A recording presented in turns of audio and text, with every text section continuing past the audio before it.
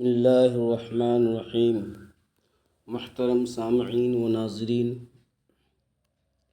نیکی اور بھلائی کا پھل جو ہے وہ اچھا ہی ہوتا ہے۔ بیان کیا جاتا ہے کہ زوازان نامی بادشاہ کا ایک وزیر بہت ہی وفادار، نیک اور دانش مند تھا، عقل مند تھا۔ اس کی ان خوبیوں کے باعث بادشاہ بھی اس کی بہت قدر کرتا تھا، لیکن تقدیر الہی سے کچھ ایسا ہوا کہ اس دانا وزیر سے، اس عقل مند اور ہوشیار وزیر سے کچھ غلطی ہو گئی کہ انسان خطا کا پتلا ہے۔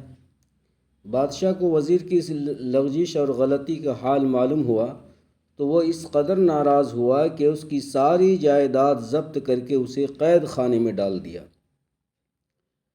یہ بہت بڑی افتاد تھی جو اس وزیر پر آ پڑی تھی، بہت بڑی مصیبت تھی۔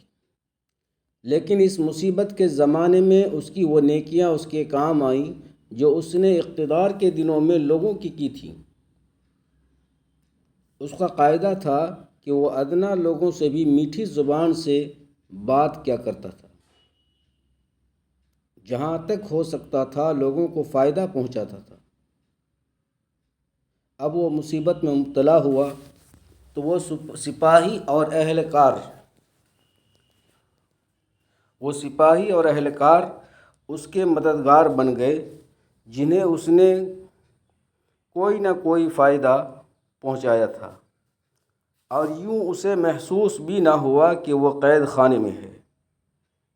اس دوران میں ایک واقعہ یہ ہوا کہ پڑوسی ملک کے بادشاہ نے اپنے ایک خاص آدمی کے ہاتھ اس وزیر کے نام ایک خط بھیجا، اور اس میں لکھا کہ ہمیں جان کر بہت زیادہ افسوس ہوا ہے کہ تم جیسے قابل قدر اور نیک وزیر کو تمہارے بادشاہ نے ذلیل کیا ہے۔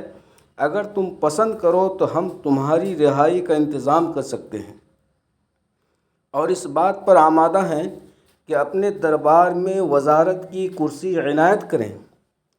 اگر تمہیں یہ بات منظور ہے تو فوراً ہمیں آگاہ کرو۔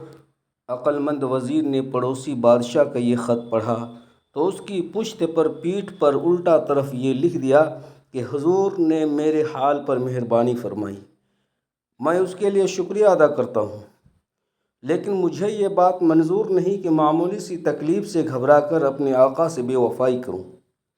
پڑوسی بادشاہ کے قاصد کے آنے کا حال اتفاق سے ایک ایسے شخص کو بھی ہو گیا جو اس وزیر کا دشمن تھا جس وزیر کو بادشاہ نے قید خانہ میں ڈال رکھا تھا۔ اس نے فوراً بادشاہ کو اطلاع دی کہ قیدی وزیر فلاں بادشاہ سے مل کر حضور کے خلاف، یعنی آپ کے خلاف سازش کر رہا ہے۔ بادشاہ نے سپاہی بھیج کر اس قاصد کو گرفتار کرا لیا جو وزیر کا جواب لے کر جا رہا تھا۔ اس قیدی وزیر نے جو جواب لکھا پیٹھ کے اوپر، تو وہ قاصد، وہ پیون جو لے کر کے جا رہا تھا، تو اس قاصد کو جو ہے بادشاہ نے سپاہی بھیج کر اسے جو ہے گرفتار کر لیا اور اس کو اپنے پاس بلا کر کے لایا۔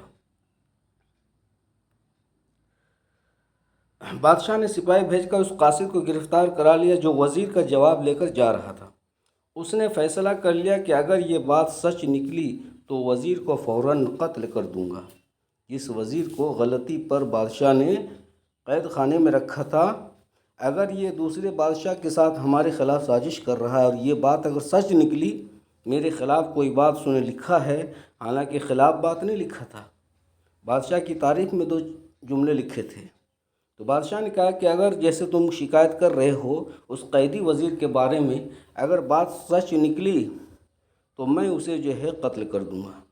لیکن جب دوسرے بادشاہ کا خط اور اپنے وزیر کا جواب پڑھا تو سارا غصہ ٹھنڈا ہو گیا۔ اس پر وزیر کی وفاداری پوری طرح ظاہر ہو گئی اور اس نے اسی وقت اس کی آزادی کا حکم دے دیا۔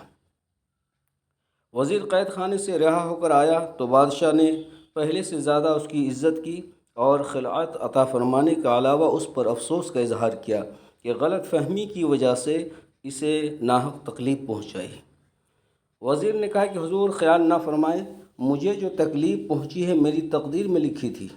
خدا کی مرضی اور مشیت کے بغیر تو ایک پتا بھی نہیں ہلتا ہے۔ میرے عزیز اور بھائیوں، اس حکایت میں حضرت سعدی رحمۃ اللہ علیہ نے کامیاب زندگی گزارنے کا بہترین طریقہ بیان کیا ہے، اور وہ یہ ہے کہ انسان اپنے آپ کو ہر قسم کی برائیوں سے پاک رکھے اور جہاں تک ہو سکے خلق خدا کا خیرخواہ بن کر رہے۔